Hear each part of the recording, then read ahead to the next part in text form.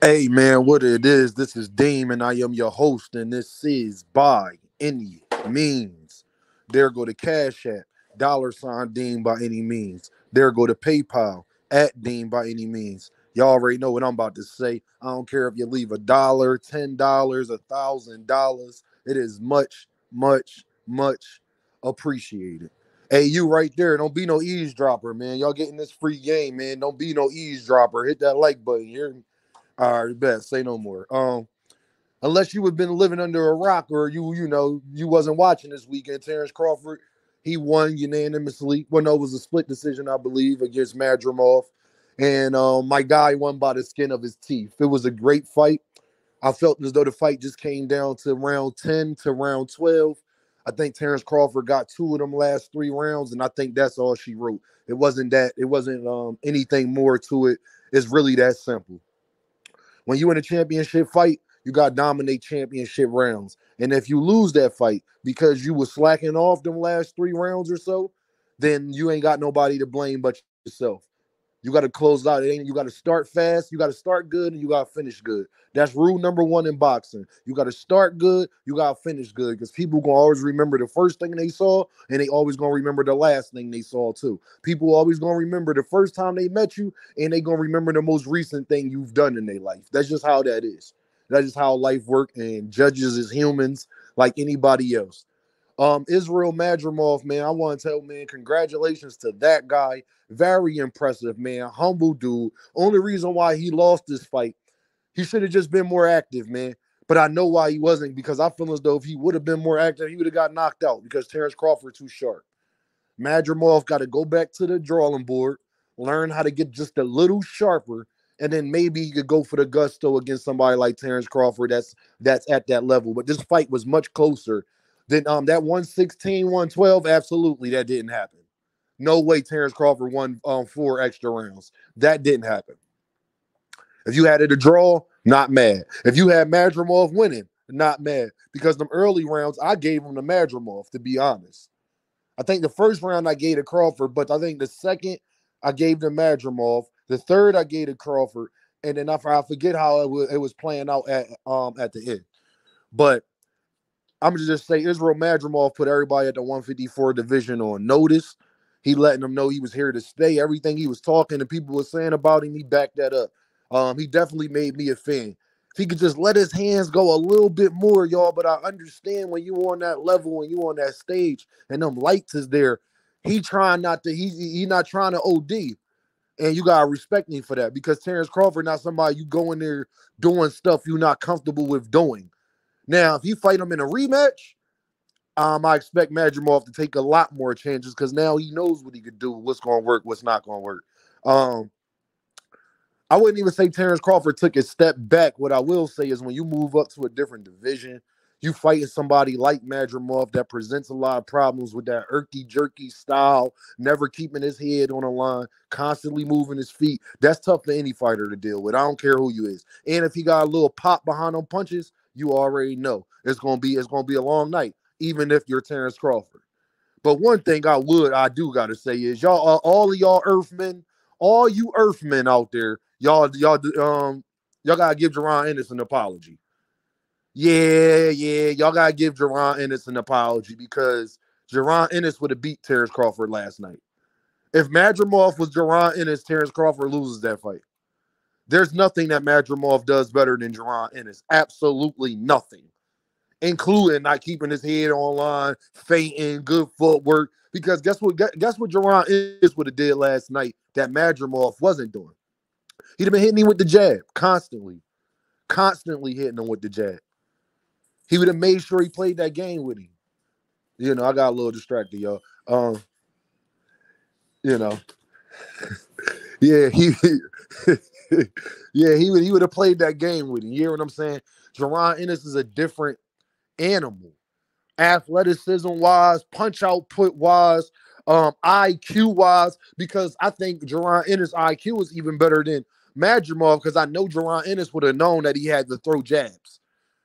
And if Madrimov would have just stayed behind that jab a little bit more, I think he could have If he would have doubled that jab up, I think he would have been able to get that right hand, sneak that right hand in that he was catching him with all night long. See, what Madrimov was doing was just feinting and then catching him with the right hand, where he could have been feinting, but giving him a double jab and then come with the right hand. So Crawford don't know when to throw.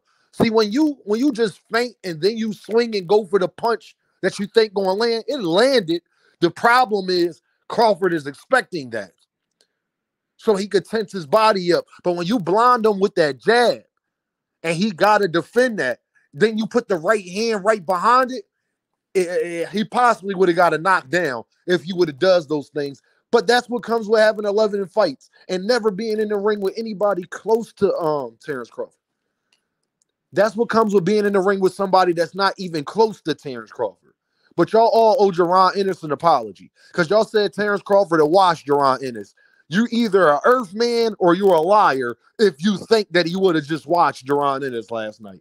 If you think Jaron Ennis don't deserve to be in the ring with Terence Crawford, then that means you think Madrimov is better than Jaron Ennis. Stop it. Stop it. Stop it. Stop it. I actually think Jaron Ennis would have stopped Madrimov yesterday. Yeah, that was yesterday. I actually think Jaron Ennis would have stopped Madrimov. I'm going to just be honest with y'all. That's just my opinion. But Terence Crawford pulled it out, man. He a 4-division champ, man. What else can you say about the man? He went in there. And the thing I was impressed by with Terence Crawford's side is Terence Crawford, once he realized he was in a fight, Terence Crawford adjusted. And what I mean by that, y'all, he didn't pay attention to the crowd. He knew, all right, this fight not going to go how I thought it was going to go, so let me fight the fight I need to fight to win. And that's exactly what he did and came out with the victory, and that's all you can ask for. Madrimov lost this fight clearly at the end. When you got to fight, let's say y'all going into round 10 or going into round 11, it is 10-10.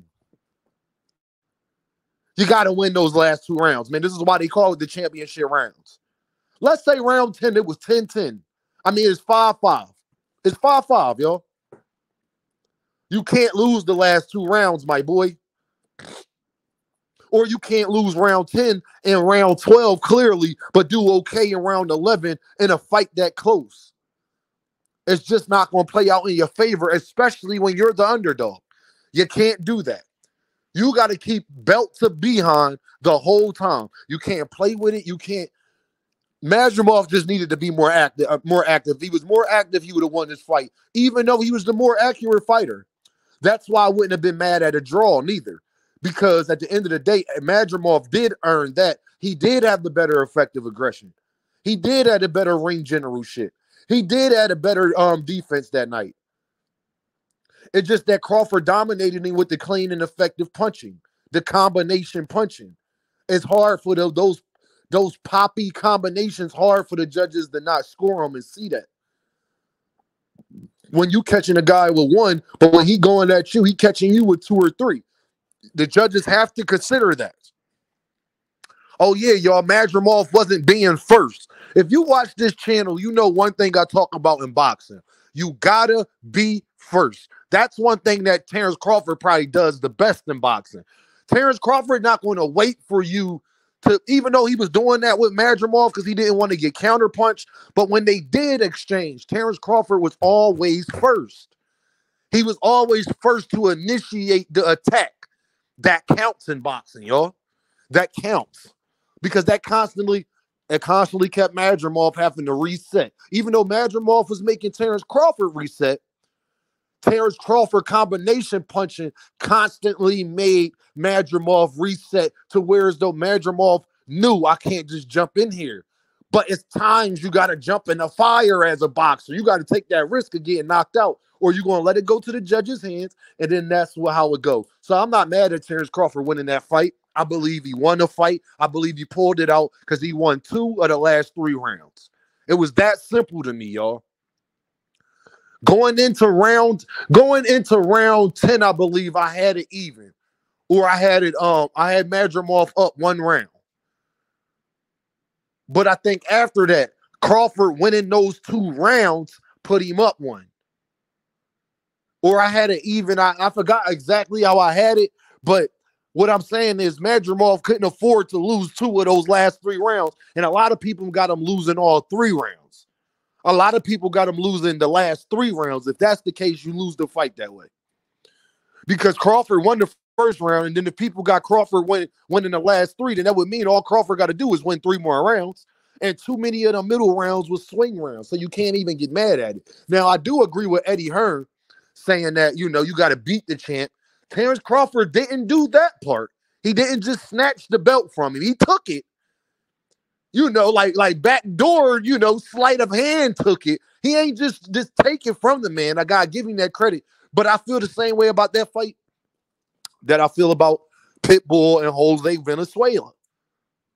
It was the same thing, y'all. It was the same exact thing. Pitbull should have used his jab more.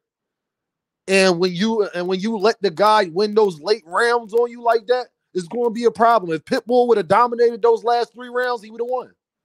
But he didn't dominate the last 3 rounds. That's why he lost. It'd be simple as that, y'all. But y'all already know what this is, right? Ding, by, any means. And I holla at y'all.